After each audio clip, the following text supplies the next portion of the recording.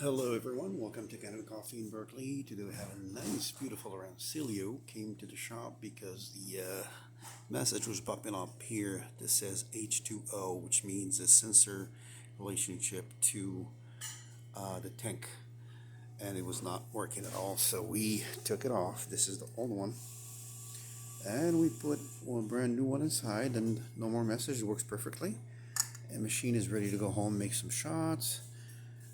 It had need a little bit of back flushing to give the exact flow, but it's still giving a beautiful amount. It just need more. It's not an issue. So there you go. Let's water is coming,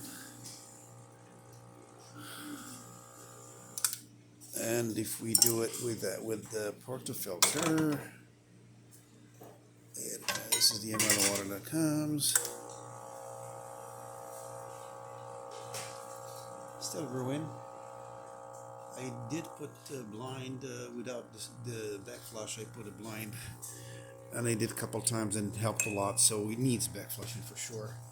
Otherwise, the machine is working perfectly. It needs to go home. Please don't forget to subscribe and have a great day. Thank you.